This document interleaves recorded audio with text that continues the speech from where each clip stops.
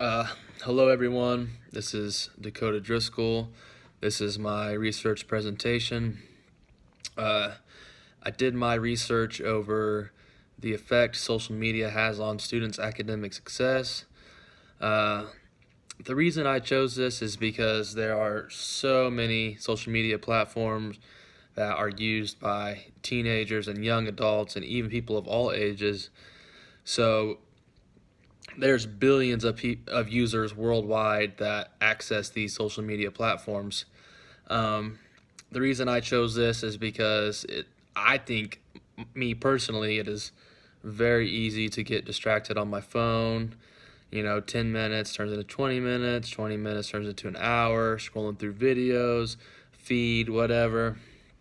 Uh, the apps that I researched were Facebook, Twitter, Instagram, Snapchat, and online gaming. I didn't always see all of those apps as social media platforms. Of course, Facebook, Twitter, and Instagram, um, I always saw as a social media platform, but not so much the online gaming and Snapchat. Uh, Online gaming is considered a social media platform because users can communicate with one another, uh, talk to one another through a headset, so it's very easy to get distracted on.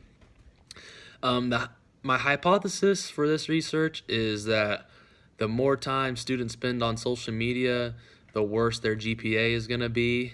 Um, of course, that there's going to be many factors that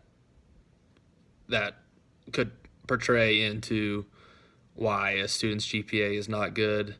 Um, yes, they could have free time. They could not spend all their free time on these apps, but I feel that with the way technology is and these mobile smartphones, it's very easy to access any social media platform at any time of the day.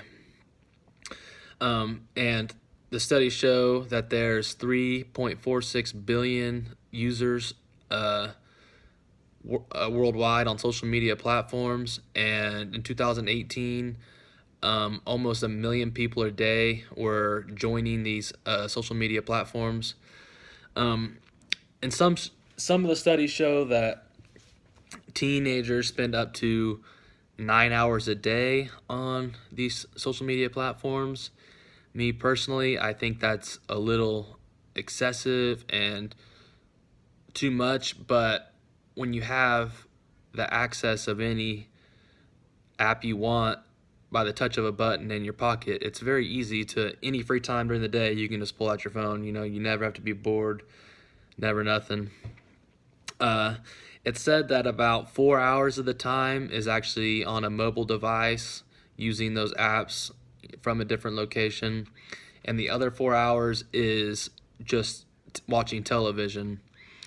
Um, I wanted to look at it in academics because I find myself getting distracted. It's easy to procrastinate and keep scrolling through my phone instead of doing my homework. And if I didn't have these social media platforms and I had nothing else to do, I feel like I would get my schoolwork done, or maybe not procrastinate as much and get to it earlier. But in the research I did, I found some research that said it could have a negative effect on students and a positive effect. So the way they explain the positive effect for social media is that students actually use, like, Twitter. They go there for information and find information about classes or whatever they need. So that's one way it's positive. And another way it's shown as positive is that um, people communicate through these apps with their classmates about class and with their teachers. Um, as we know, it is very nice having YouTube, as Dr. Farrell showed in the class. It makes it very easy to access and learn. So it can be used in a positive way, but the negative impact of these social media networks and platforms is people spending too much time just for entertainment, and it's easy to get distracted, and spending 4 hours a day on a phone, you can't be all beneficial and just learning from that. Um, uh, it says 32% of users, or 32% of people with a degree use Twitter. 26 that are in school, 26% that are in school, still in school, use Twitter, and about 16% that are outside of school use Twitter. I mean, these platforms are so huge and so popular, and they are becoming more popular every day. Like I said, me personally, I feel that social media platforms has more of a negative impact on schoolwork, just because the amount of time spent on the apps or on TV, which it's easier to scroll through your phone and get distracted rather than, watch television and be on your computer. Of course, you're going to be distracted, but I feel like it's not as distracting. Some other things that I found is that it's majority of the time